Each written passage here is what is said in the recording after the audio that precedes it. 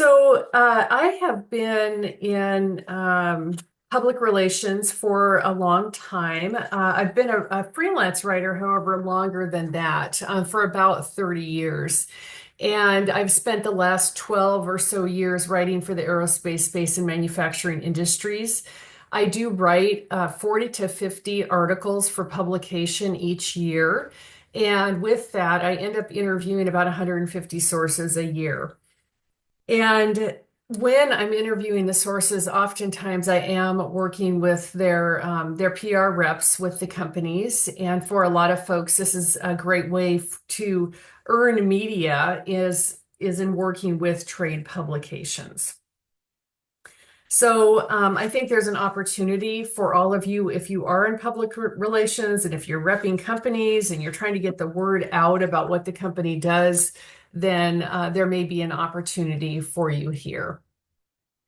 So let's look at the agenda here real quick. Why earned media, and why can approaching trade publications be valuable for your business? We'll also talk a little bit about what editors and writers want and need and when you're working with them for a trade publication. How do you find publications for your industry? I have some information for you on that. I'll talk a little bit about how to be a good source when working with trade publications, and then how to leverage your earned media as well. So why earned media in trade publications? Well, a trade publication usually targets a focused industry. So if you're in medical, there are publications. If you're in ag or aerospace, there are publications. Really, just about every industry in the world has some kind of trade publication. So that is a B2B publication. It's focused on a specific industry. And each publication will have articles about the newest and best techniques, and or articles about particular businesses. The focus of the publication depends on the editor and the publisher and their goals for the publication. For one publication that I write for, they're focused on telling stories about businesses in aerospace manufacturing. And they also accept ads for that particular industry. Well, if it sounds like a niche market, it is, but there are many publications and industries, of course, that also are niche markets. And so, again, there is opportunity for you with that. For another publication that I write for, they do offer feature stories, but they're more of a problem and solution oriented publication. And I would say they're really talking about the newest techniques or technologies for that particular industry. So these publications, these trade publications that I'm referring to, they're different than academic journals. And I'll talk a little bit about that here in a moment. But people in trade publications, they're usually in an industry. They can be subject matter experts for that industry or an SME. And they oftentimes want to approach a publication to share information about what they do. There's value, of course, for your company to get into a trade publication as an SME, because you're building brand awareness. And usually it's earned media, and earned media is free, which is a great thing. And for a lot of these trade publications, excuse me, they do have advertising available. And you can advertise, but you don't necessarily have to. So let's take a look at why people would approach a trade publication, why you might approach a trade publication in the role that you're in. So this is a quick case study that I put together for this. So I am, again, I'm a writer for trade publications. I write for several trade publications, which I'll reference here in just a minute. But I was assigned to write a story about a manufacturer in Washington State named Qualfab. And the story came to us because their manufacturer's representative approached Northwest Aerospace News Magazine and the publisher of the magazine to ask about advertising. And after their call, the publisher said, you know what, I think that Qualfab would make a great story. in the magazine. So we'll go ahead and give you earned media. We'll write the story about you. So I ended up interviewing the president of the company and maybe one of their customers and an employee of the company, wrote an article about them. The article was then published in the August-September issue of Northwest Aerospace News magazine. So the manufacturer's rep, whose job is to find new business for the manufacturer, really went above and beyond in this case by reaching out in a public relations role to help build awareness for this business. And what she did then is, after the article was published, is uh, she wrote about it on social media. She did social posts on it, and she was celebratory about this article being published.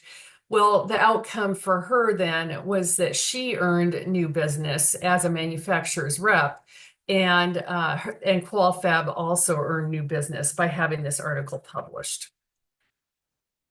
Another reason why to do this is this gentleman, Michael Benton. He owns a consultancy called Vi Climb. He's a subject matter expert, and he often puts himself up for different trade publications as an SME to provide good information. So I interviewed Michael for an article in Air Med and Rescue magazine. And he said to me, I often volunteer as an SME speaker, host, and or panelist at our industry events such as Verticon/Heli Expo, Air Medical Transport Conference, and the CHC Safety and Quality Summit. And so he said, regarding the promotion of the story post-publication, he said, I typically would create my own post across my main social channels if the publication didn't already have its own post that I could reshare. I would reshare it directly from my business account, and then add personal comments from my social media accounts for more reach. I do have a page on my business website where I share some links and samples of us in the news, so people checking out the background can get an idea of what we typically talk about. So again, this was awareness building for him, serving as an SME for this article. But beyond that, Michael shared that he has more of a passion for why he is an SME, and that is that ultimately this good information that he can share in trade publications can save lives. And so while he's certainly interested in promoting his consultancy, he's even more interested in life-saving information that people can rely on. So I thought that was interesting and motivational to learn about. Okay, so for this presentation, I talked to 4 trade publication editors and or publishers to learn more about what they want from public relations representatives when you are contacting them to pitch stories. So again, there are trade publications for just about every industry, and these are just a few that I know of that I write for. Now I realize I have kind of a one-off with the agricultural one. It just so happens I was hired to write for Wheat Life magazine in addition to more of the aerospace related ones. So I wanted to address real quick something that I learned last week as I was talking to a reference librarian with WSU in Richland.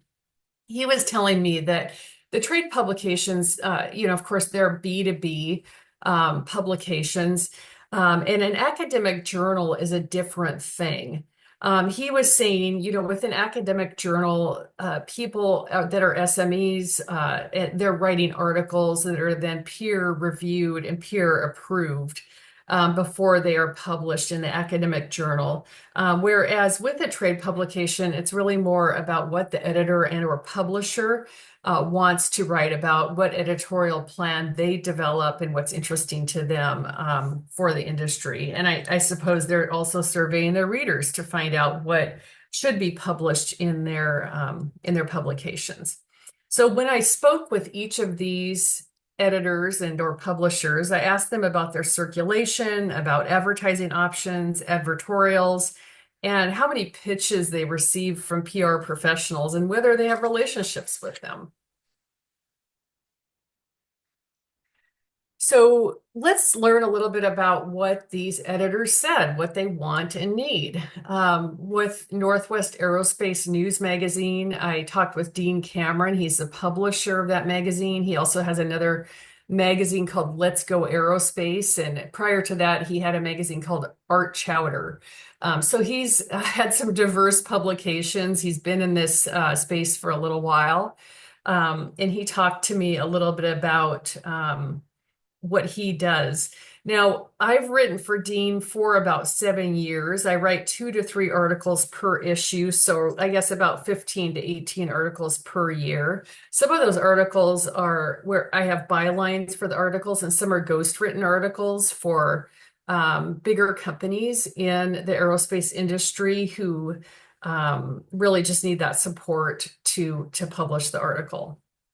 Their circulation with Northwest Aerospace News is domestic, although I imagine they have some international subscribers as well. They focus on aerospace and space components manufacturing. These groups are considered to be aerospace suppliers, and they do everything from engineering and design to bending metal, molding plastic, building things like latches on commercial airplanes. They build the airline lavatories, the windows on the aircraft, and the dreaded carry-on bins on aircraft that we all fight over.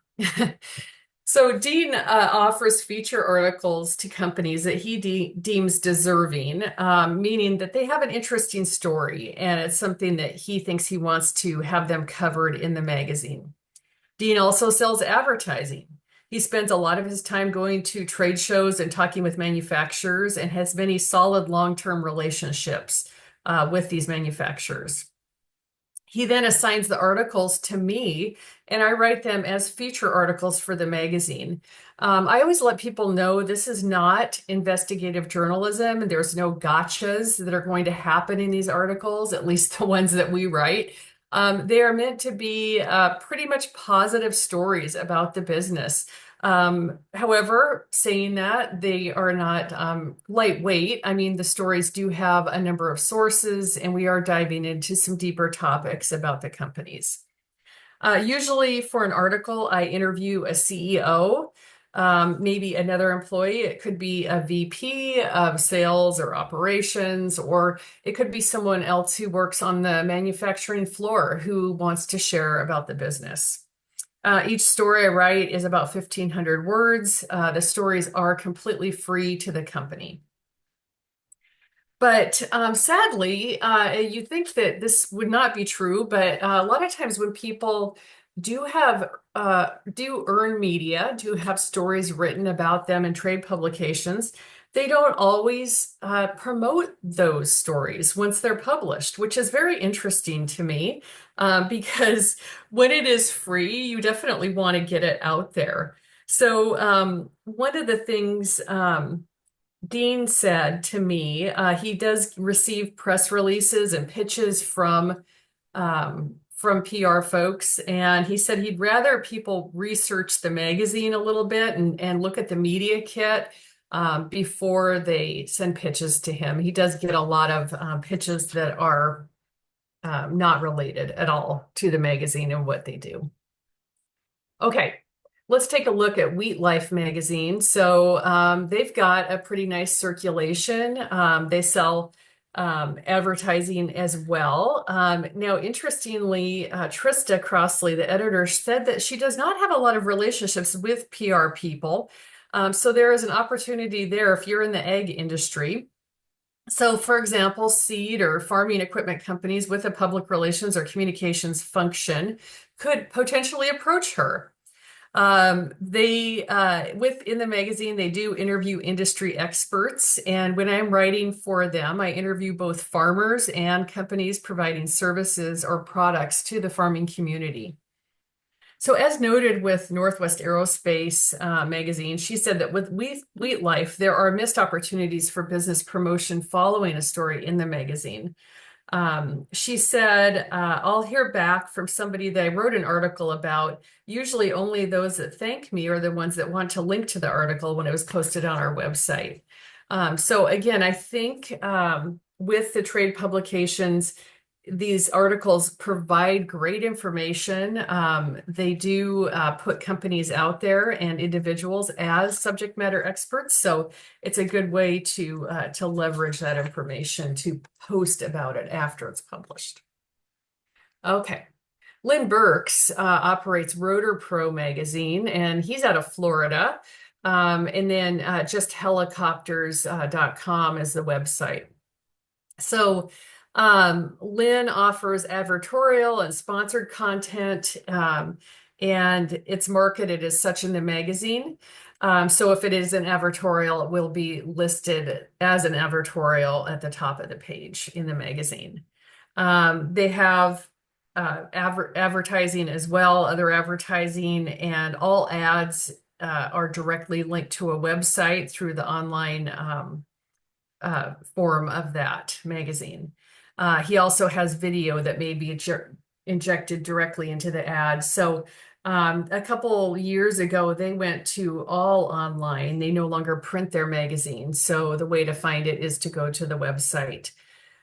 So separate from the magazine, they have website display ads, and they also offer social media pushes to 700,000 followers across several social media platforms.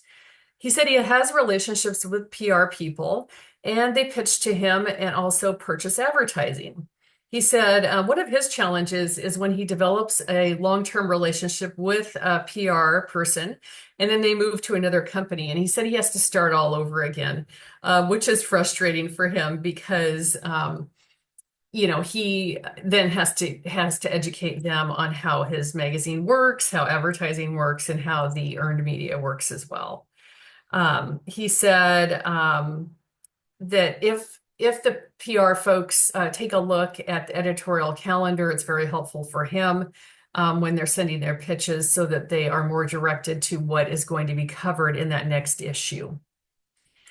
So one thing that Lynn does that's rather interesting is he said when an article is published about a company, he sends them a fracture print with the cover of their featured business. He said they love the print and they proudly hang them in their offices for all to see for years to come. But he said, as with others, he sees promotion from the company on social media maybe half the time.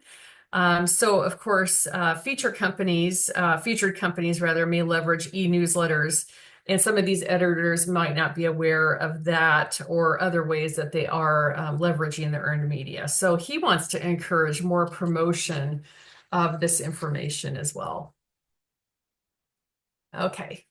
And then I talked with John Adams of Airmen and Rescue. So this is an international publication. John has been the editor of Airmen and Rescue for about 2 years. Content promotion and PR pitches go through the sales department before they reach him. So people don't reach out to John first and foremost. They talk to sales. And then if it's editorial, if it becomes editorial content, then it goes to John to vet that. So he said he does not get a lot of press releases directly because of that model. He said, because we are in a niche sector in the aviation industry covering special missions like helicopter emergency medical services, air ambulance, aerial firefighting, search and rescue, including military applications, and police aviation, he said they do get non-relevant general business and military aviation news sent to them as opposed to very specific pitches that are more relevant to what they do. So he said, we do cover news from around the world, and the industry is very busy and it is growing. He said around a large event or trade show like Heli Expo or Verticon, there are considerably more press releases that come in. They look for story ideas on social media and on corporate news sites like Airbus or Boeing, for example, who have online media pages. He also added that if the content is particularly interesting or thought-provoking, other influential people within the industry will also comment, like, or repost, reaching out to even more people than in either network. So, as far as promotion for earned media, he said, I definitely think it's an easy and cost-effective way to go. If you are quoted somewhere or have your story in the news feed, it only takes a moment to post a link to that story. You don't even have to think of any content to go with it as it is ready-made. That's not to say witty or heartfelt post won't help. So, interesting thoughts from John regarding what he finds. Okay, so the next step is finding publications for your industry. So this is a rather interesting area because it's not always the easiest thing to find the right databases, but I do have some information for you that I think will help. Um, you can go to university libraries, county library systems, um, uh, or there are other libraries like that. Maybe you even have a market research company that does some work with you or that you pay to provide you with this type of information. One of the best resources I've had as I lived in Spokane for close to 30 years is Mark Pond with the Spokane Public Library, which is why I have him on the screen here. Mark is outstanding at finding the right information when you are trying to find, say, trade publications or trade shows or specific B2B outreach opportunities. He usually is able to really help me with that. So one place that I did go as I was preparing for this is WSU, the Richland campus, and Steve Bish is a circulation supervisor there, and he pointed me in the direction of Ulrich's Web Globe Serials Directory. And that is one that they subscribe to at WSU, and you can go in there and you can search for trade publications by industry. You want to allot a little bit of time to do this because it does take some time to find the ones that are maybe applicable to you or that you would want to target, but you can do that. Just be aware there could be a bit of a rabbit trail as you're kind of hunting through specific trade publications for the business.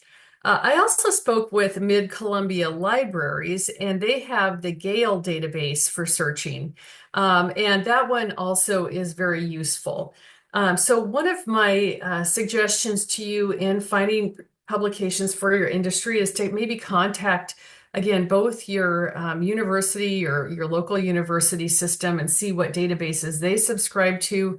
Come with a list of questions, of research questions that you're looking to find answers for, and they will help you do that. And then, of course, start a spreadsheet on what you're finding. Usually you can find direct contact information for the trade publications as you're going through this search. Okay. Um, So also in looking at trade publications, you might talk to your local port district, municipality, or county government about your industry and see what they would recommend as well. Because I know, for example, the Port of Benton in Benton County, they have certain publications at their office location. I've been there and I've seen those, and so those would be ones that I might want to target if I'm trying to do business in Benton County, for example. But you can do that for any county or municipality that you live in. And it's obviously important to them that businesses do well in their city or county. So they're happy to help with that as well. So once you do find the publications for your industry and maybe you develop a short list that you can, again, develop a spreadsheet for, start to list out who the editor is, take a look at their media kit, understand their advertising options as well as their editorial calendar, so that you're pitching the right information for the right time. So oftentimes when I'm writing a story, it won't be published for 3 to 5 months. So it's out there a little ways. So if you start now, you might think about who your SME is going to be, what kind of information they can share. You might want to think through, perhaps you have a number of SMEs at your location and you can start to document, specific topics or areas that they can speak on. And then as you're pitching the stories, of course, get their buy-in that they're interested in serving as a resource and being interviewed for an article and let them know when that might happen. So getting in touch with the editor, in advance is helpful. Understanding their advertising options, including advertorials, can be helpful. And then starting to kind of prep those SMEs is also a good thing to do. Something else, and this is kind of bonus information since it's sort of outside of the trade publications, but still sort of related. And that's when you develop your subject matter experts to be interviewed for trade publications in articles and to become a source for articles. You might think of them too as how can they be a source for conferences, for industry trade shows. This is another great way for them to get the word out about their knowledge base and the knowledge base of the company and to communicate the message for the company. There's a database that Mark Pond with Spokane Library provided to me, which is eventseye.com. There are certainly other ones, and there are certain trade groups for your industry that you can look up and utilize. So I would recommend that you do that as well. But eventseye is one place where you can kind of hunt and peck to find what's valuable for you and your organization. So when I was searching in there for aerospace events, since I work a lot in the aerospace industry, I did notice that there were a lot of gun and firearm events, which wasn't really relevant to the aerospace industry. So again, I have to sort of narrow that down as I'm going. And then from there, find ones that are in my area or ones that I could go to specifically. So, if you attend trade shows for your industry, it's also likely that the trade publications that are relevant to your industry will be in attendance. So, if you do have an SME who's speaking at the event, it's a prime time to see if you can introduce that SME to the trade publication there and let them know that they can be a reference for an upcoming article or issue. So it's just a great way to build relationships for both advertising and editorial purposes at that time. Okay, working with a writer. So I know that a lot of you are writers in your daily work and you probably publish work on a regular basis. And so I'm sharing a little bit of information from my perspective as a trade publications writer and also as a public relations practitioner because I can see both sides of the coin in the work that I do. So as public relations professionals, we're tasked with representing our company and clients to the best of our ability and in the most ethical manner. I've worked with a few PR folks who have made my job very hard over the years. One case that was challenging was when the story was assigned and materials were requested from the business, interviews were done, and the story was drafted. Then the business took a look at the courtesy draft of the article and they decided doggone it, they didn't submit all the right information. And so what they ended up doing is they rewrote the story completely using their marketing content to replace the feature story. Usually, this is not a good idea because obviously the magazine editor who is paying the writer to develop the work and do the interviews and that type of thing, it's harder for them to publish a story when marketing content is submitted as opposed to a original copywritten story about the business. So generally not a good idea to do that. And when that has happened, in my circumstance, the story was not published. They lost their opportunity for earned media by doing that type of thing. However, I've worked with a lot of great public relations people too, who, when asked for, good interview subjects, key initiatives that you want me to know about, company history, timelines, that type of thing, and they provide me with all that great information. That makes my job a lot easier. Because if you think about it, maybe a company's been around 30 years or 50 years or longer. I'm coming in as an assigned writer for the article, the feature article. I've got, maybe 5 to 7 hours allotted to prepare that article. That includes the interviews and the research and the writing and the courtesy draft. Um, so you can imagine there's a lot that goes into it in a very short amount of time. Even still, I can only learn so much about the business in that short amount of time. And so really be cognizant of what information you want the writer to know about, what is most important, and be sure to um, provide that. Let's see here. Um, Also, one other thing to think about is if your subject matter expert who's to be interviewed for the article, if they have a very busy schedule, um, and are hard to schedule for the interviews, maybe put someone else up to be interviewed if there's a tight deadline on that. Usually there is a tight deadline in all the work that we do, as PR people and as writers. And so I think that it's important to make sure that you put the right person up so they can be scheduled right away. Okay, so proofs and courtesy drafts. Uh, Now, not all trade publication writers will submit a courtesy draft to you. I happen to do that because I want to ensure accuracy for that article. I want to make sure that I've got the facts straight, I've got dates correct, I have names correct, and titles and all of that, and that we're telling the right story. So, if you do receive a courtesy draft, perhaps if you've pitched an article to a trade publication and they don't do that, you might ask them, can they submit a courtesy draft to you before publication, just so you have a chance to review it and fact check. You may have luck in doing that.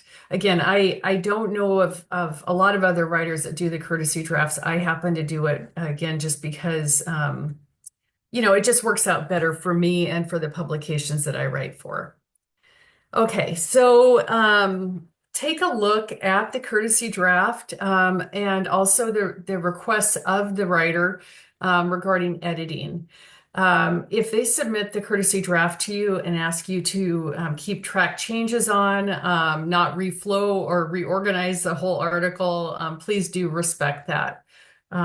Because again, the writer is hired by the publication and reports to them.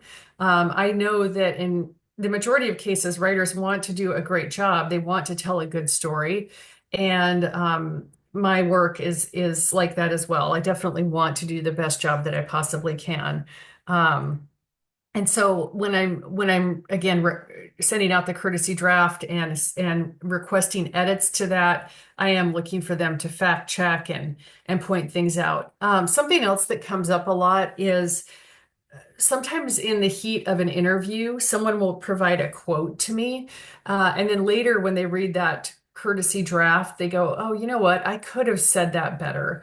I have no problem with them fixing the quote in the publication or in the article because, again, I want them to sound great. I want their business to be represented well.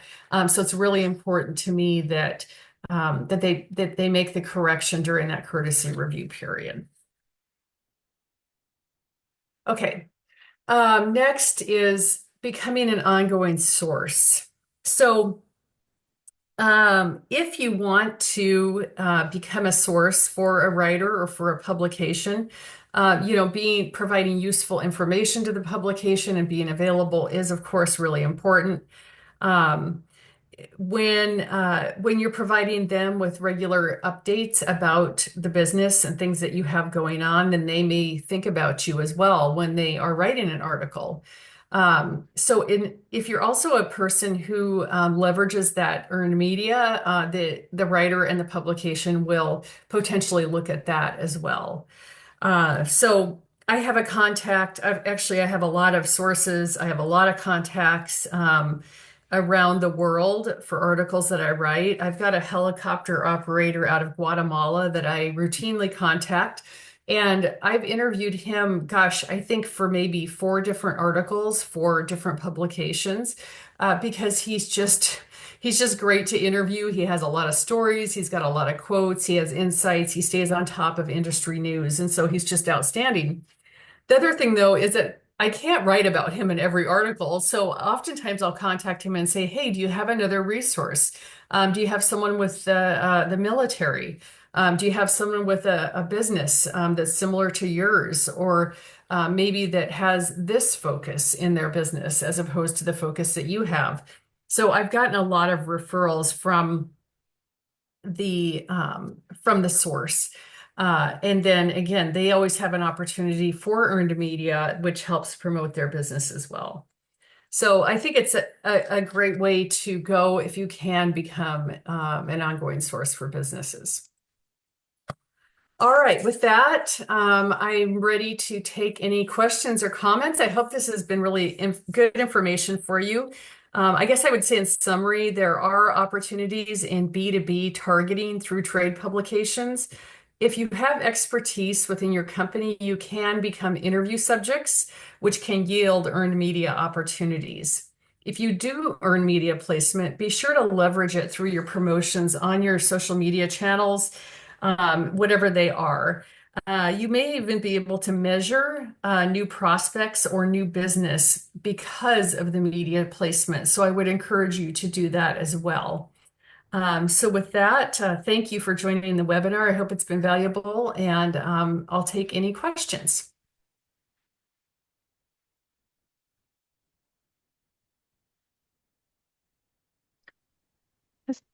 As we wait for some questions to maybe come in, I have one for you, Jennifer. Do you think you can share a recent example of earned media and how the company leveraged it? Yeah, absolutely. This is actually just from today. There was a story that just was published yesterday in Northwest Aerospace News magazine for the February-March edition. The business that was interviewed was called ProShop ERP. And in the article, they talked about Lafarge and Aggie, who is one of their customers. And so in this 1,500 word article, Embracing Efficiencies for Manufacturers, ProShop ERP offers total business management for the shop floor and operations. Again, this is a great promotional opportunity for that business. And I have a link here to the article, but people can definitely look at that. They took the story and they immediately promoted it. So what we do as a publication for Northwest Aerospace News is we post on LinkedIn, Facebook, and X about the article being published. And then the owner of ProShop ERP, the primary interview subject there, Paul Van Meter, he focused in on one particular portion of the article where we talked about his customer, Brian Luttrell, and how they saved so much money. They were saving money through not having to print off all their operations anymore. So he focused in on that, and then he tagged Brian.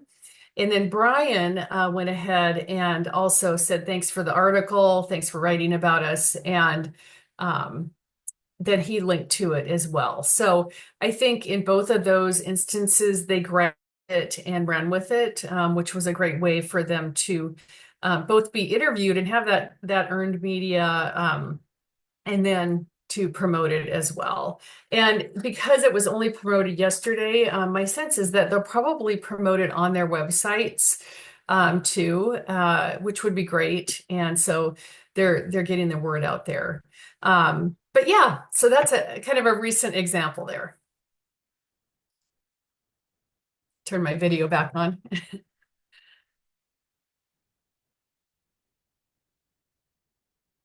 Any other questions? So we have some questions in the chat. Um, Somebody asked the question, what are the most successful ways to pitch press releases best or outreach via email or social media? Mhm.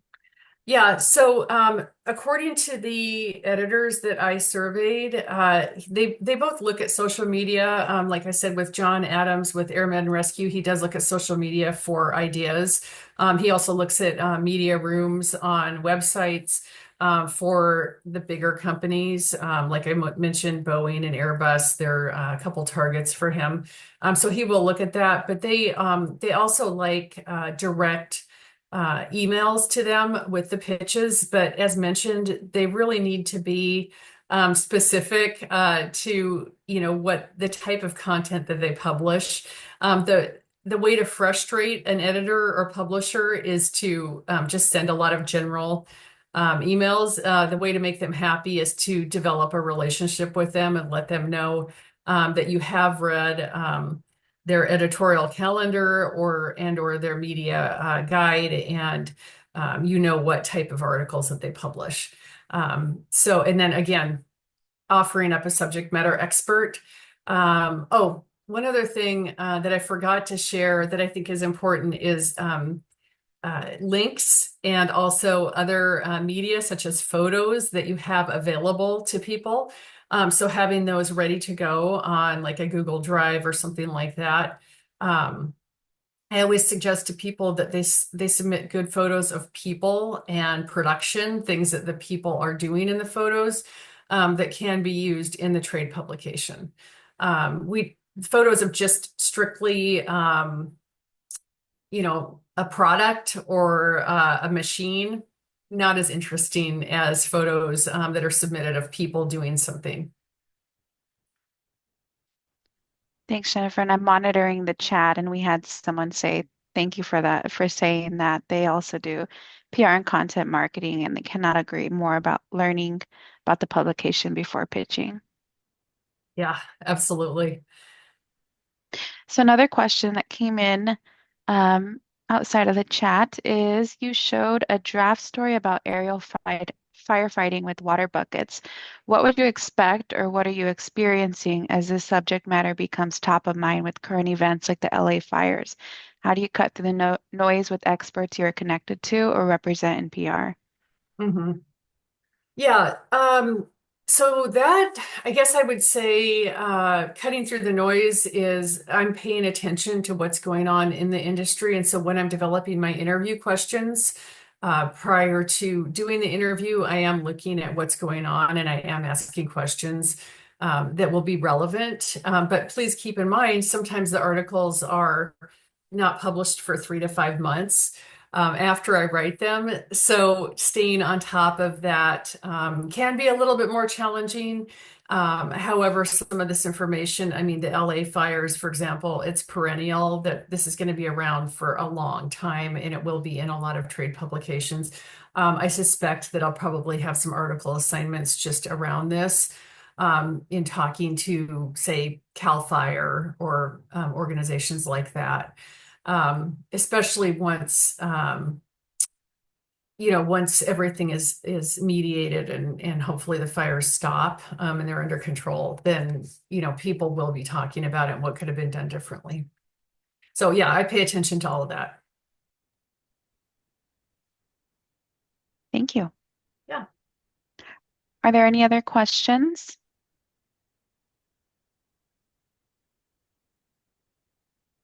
Okay.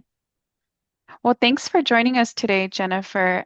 For those that are on the call, everyone who registered will receive a link to the video recording and a PowerPoint presentation after this call. And also, we wanted to let you know that a member survey will be going out soon, and we hope that everyone takes a moment to participate. Those answers help us improve this program for you all. So we look forward to hearing some of those responses that come in. Thank you. And I would just say if anyone has any additional questions for me, I would love to take them. And my email can be provided just as far as working with trade publications. Happy to help.